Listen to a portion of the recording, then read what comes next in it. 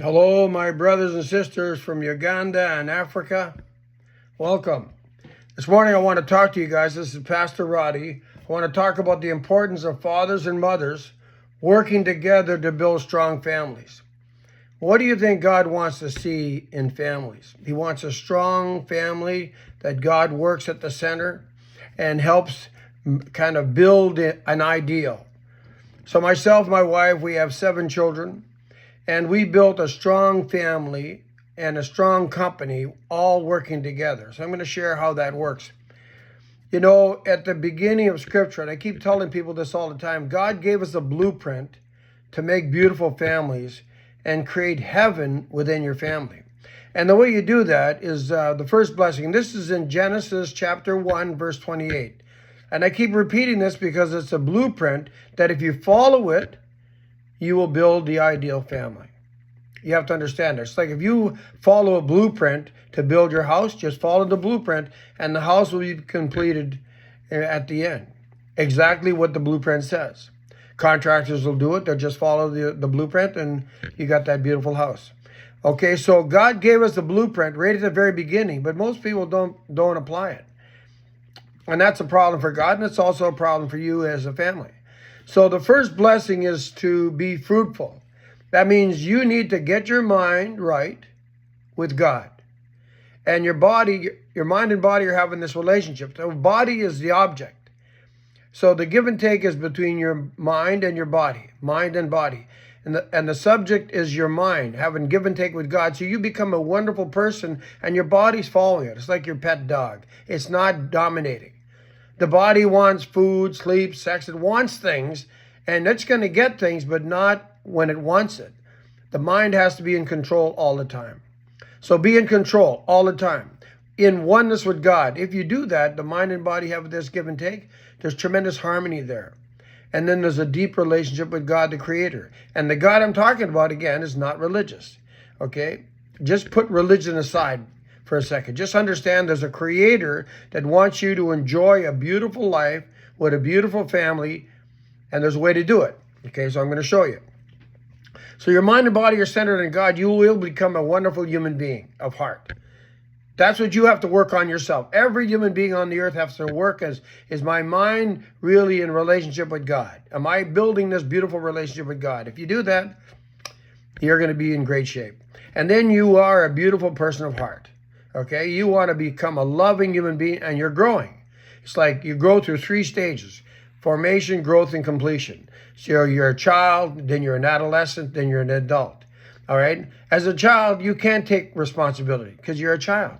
An adolescent, you're just learning to kind of grow up a little bit, right? You're not ready for motherhood. You're maturing yourself. And then when you get to the completion stage, you're maturing yourself ready to start, at least begin a family. Your heart's right. You understand how to love. You're really protecting yourself. You're building this beautiful relationship centered on God. Now, once you've been fruitful, you're ready to build a family. God says multiply. So you take your beautiful man with the right heart with God, the beautiful woman with the right heart with God, and you come together and you create a beautiful, harmonious, loving relationship. And God's working in that loving relationship in every way. And then because of that, you create children. And those children reflect God's love. Remember these words. Your children need to reflect God's love. So you got to put God's love in the relationship, in the sexual activity. Pull God into the relationship because He created the organs. These priceless organs that create life. God created that, and He wants you to experience the power of God working. So then when that child is created, that child will create loving families, loving communities, loving society, loving nation. In the second blessing, you'll get that. Just by following these principles, basic little principles, by you getting yourself right with God and the woman getting herself right with God. Stop all this fighting and stuff like that. You have to get right with God, and then you'll create a beautiful family. Then God says, now subdue the creation. Now you're going to go take care of creation. Like we have so much better in North America than you have down in Africa. Why? Your natural resources are there. You got everything there. But what's missing? there's really love for mankind missing. That's a problem. So perfect mankind of heart has give and take with creation. You'd create tremendous growth everywhere in the world. There wouldn't be food. There wouldn't be hunger. You know, there's states in California that can feed the world over 3 or 4 times. But the hearts are small in every area. So we got to grow our hearts and really take care of everyone like that. Have that kind of heart, that kind of give and take. So then we're creating this beautiful society. Perfect mankind of heart, having give and take of creation, you create the ideal world, the kingdom of heaven on earth. That's what God wanted to see. And I keep telling everyone, the Lord's Prayer is, thy kingdom come, thy will be done on earth as it is in heaven. So you need to create heaven on earth. And it starts with family. So let's get back into family. How do you create an ideal family? You think, you have your point of view of what an ideal family is. And then God has an ideal idea of what an ideal family looks like. And his point of view is better than yours. You have a point of view, and you're welcome to your point of view, but it's not God's point of view. God's point of view is different. So do you think God, in creating children, even a family, do you think as a parent, do you want your children to be all over the world? I have a son in Australia, one in California, one in Sweden, one down in Africa, one down in the Middle East, and you have all your children spread all around the world, you never get to see them. You think that was the way God wanted it? Or you get to see your children and your grandchildren every 3 or 4 years. You think that's the way God designed it? No. He didn't want that. He knows lots of people are going to grow families, but he wants the families to be tight. Why do we need to be tight? Because everybody in the family carries a love. And that love, when you add it all together, I tell my children, it's like big love. You want that big love. So what I did with my children is I taught them how to make money. Everybody needs to take money, but everybody's chasing careers. They're chasing jobs. And we need talent like that. But working together is the power, okay?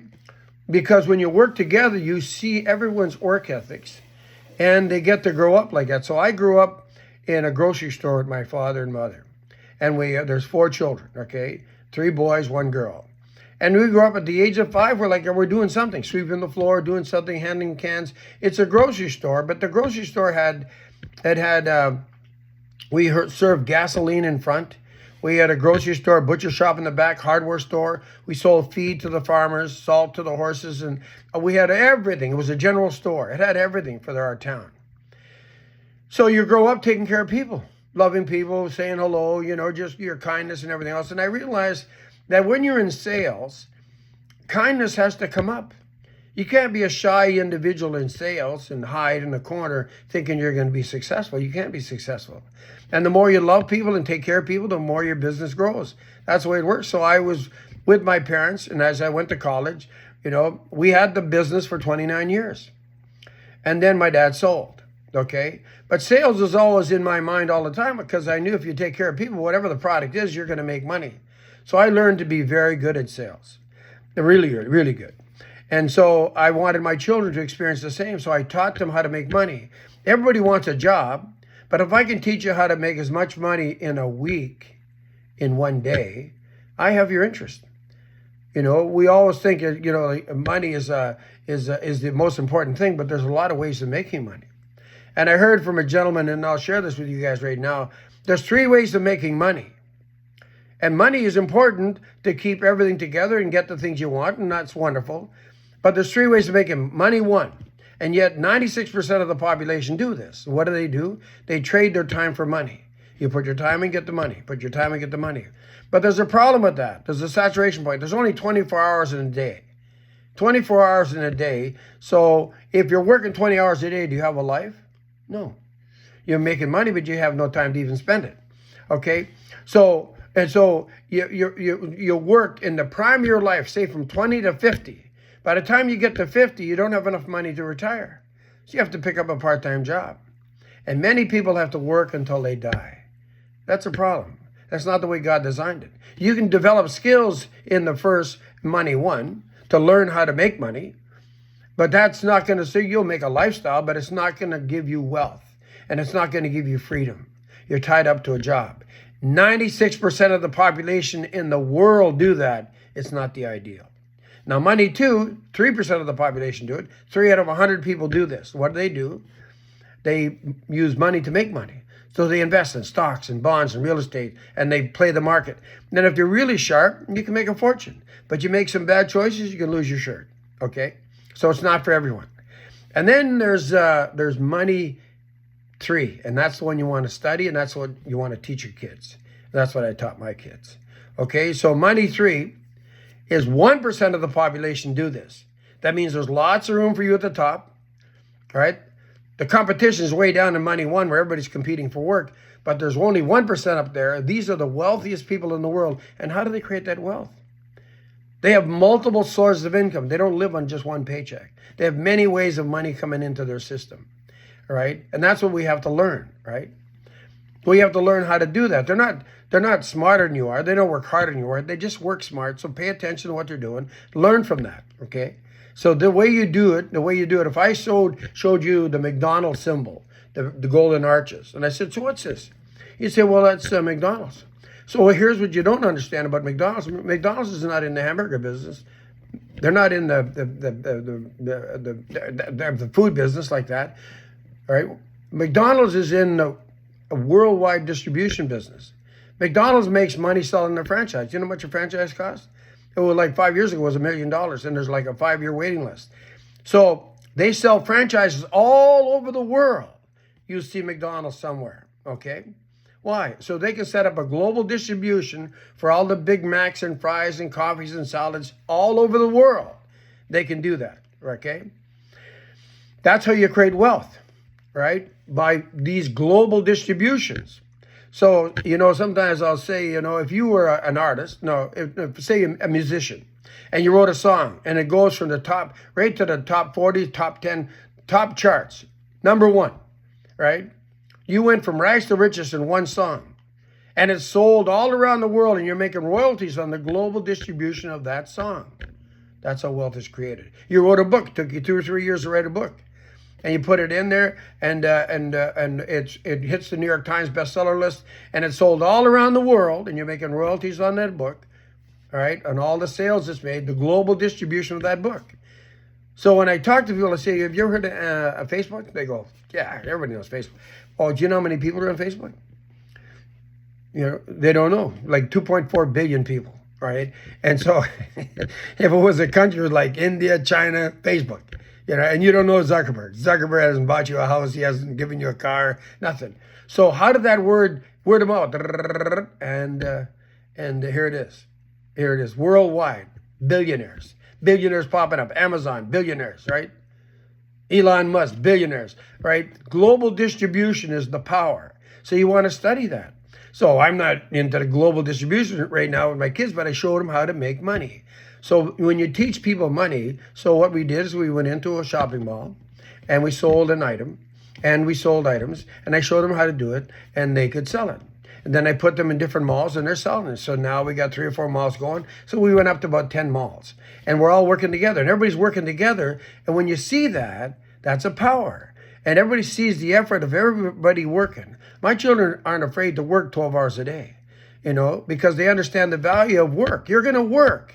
All right, you just don't want a job, that you're limited to what your capacity is. God put this incredible gift in you, and you can't die with that music inside you.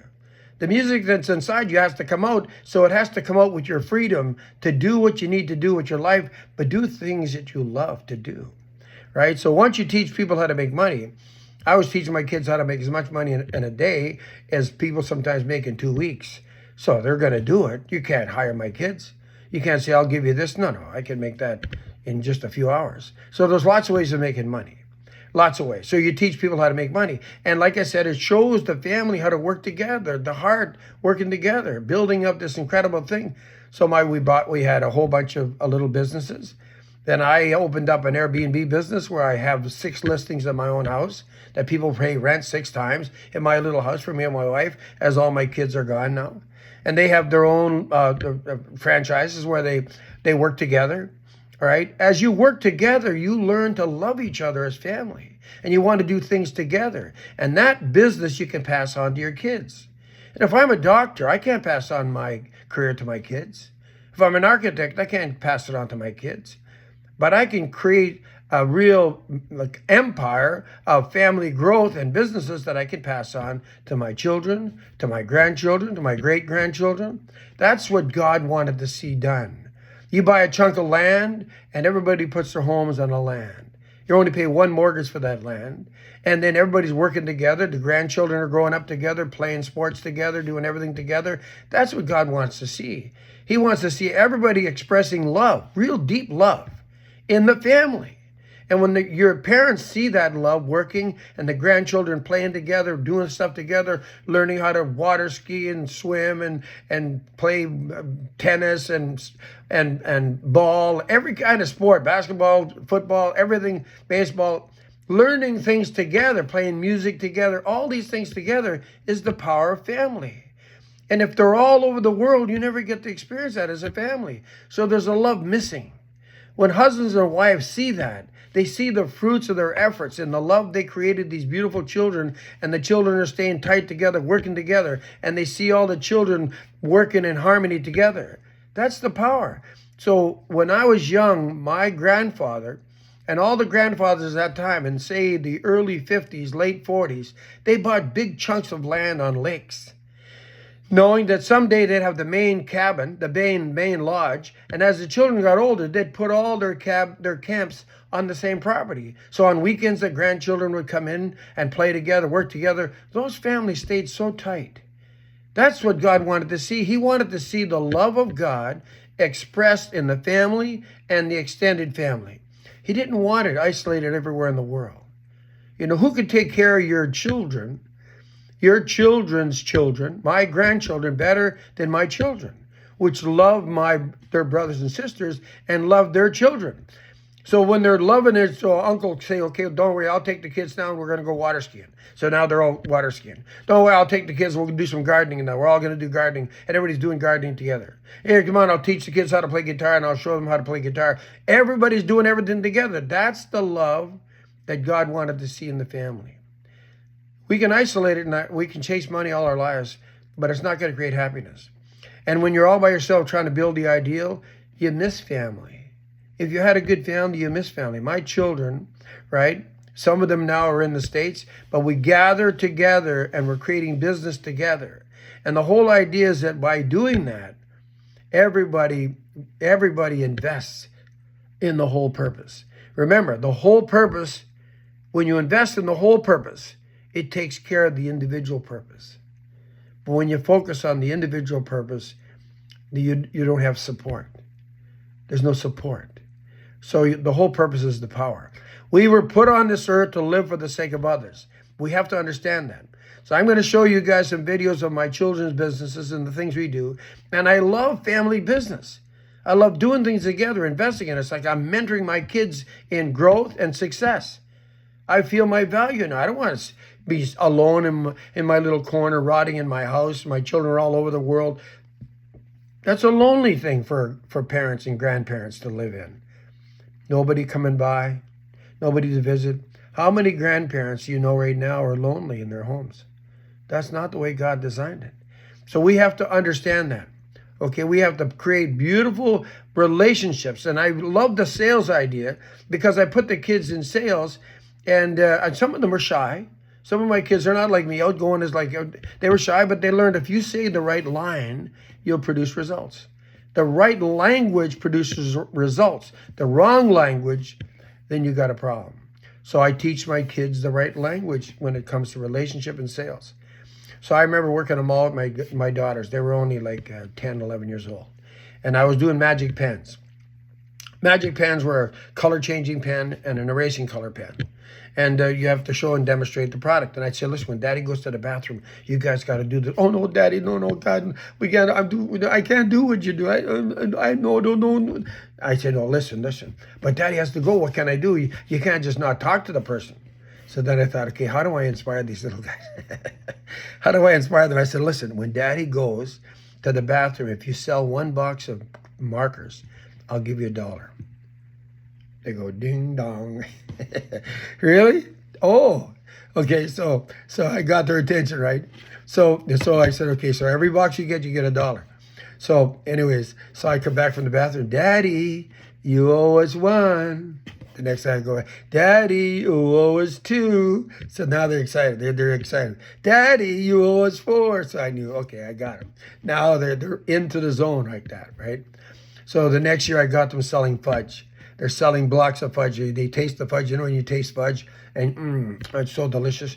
And then people like it, and they cut it by the pound. They put it on the scale, and so they were doing well just as kids, you know. So when they feel that value, they feel it as a family. That's the power. And mothers and fathers, when they see their children participating in family love, that's about as satisfying as it gets.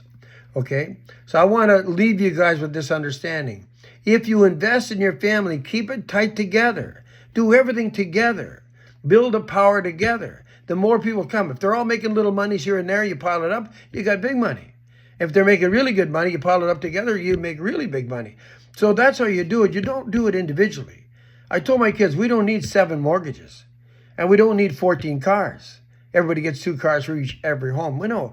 You know, if you need a vehicle, take the van, take this, take that. Work together. That's what God wanted to see. And when you work together, there's more love being generated. Working together creates more love. So we got to do that, okay? So I'll share some videos. You'll get a little idea of my family, but understand that. And I share ideas like this, guys, on my TikTok every week and every day. I post too. So follow me on TikTok. I share internal content like this to give you ideas. And let's build something really special. Build a beautiful family so we can build up beautiful countries to make a beautiful world of love with God at the center. God bless you guys. I love you guys.